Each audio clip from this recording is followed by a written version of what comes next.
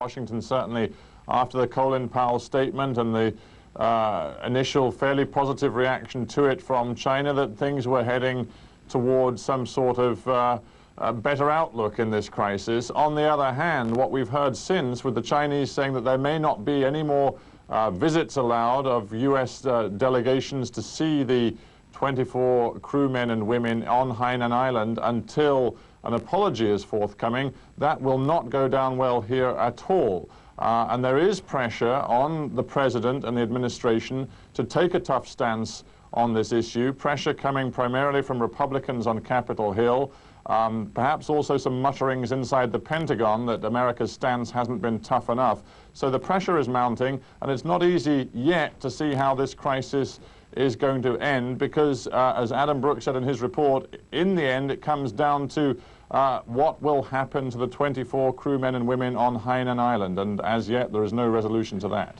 Stephen Sacker in Washington. In a separate development sure to anger China, Tibet's exiled spiritual leader, the Dalai Lama, has met Taiwan's President Chen Shui-bian. China has denounced the visit by the former winner of the Nobel Peace Prize to Taiwan as an attempt to collaborate with separatist forces. The meeting between the two leaders was the most controversial part of the Dalai Lama's visit to the island, which is described as a religious, not a political trip. These are two of the men China is most suspicious of.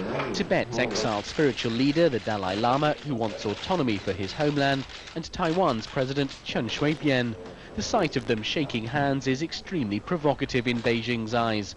This was the most charged moment of the Dalai Lama's visit to Taiwan. It's described as a religious trip, but the Dalai Lama has expressed his support for Taiwan as the only part of the Chinese-speaking world that enjoys freedom of religion and full democracy. Your Holiness supports the fact that Taiwan's future should be decided by Taiwan's people. We really admire you and appreciate you for supporting our choice of democracy. The atmosphere between the men was warm and genial. I am pleased that the international community sympathises with Tibet and that the people in China are starting to understand the Tibetan problem. Most of the Dalai Lama's visit has been spent in religious teaching.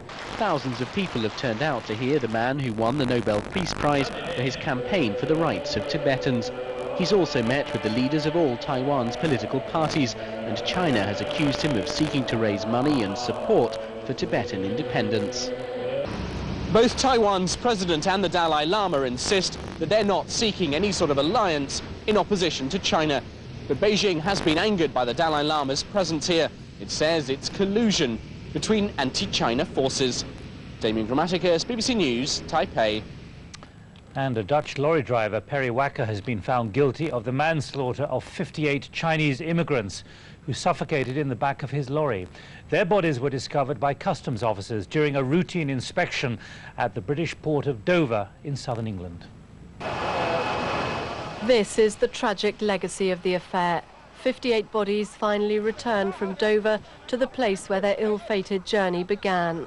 Those in these coffins had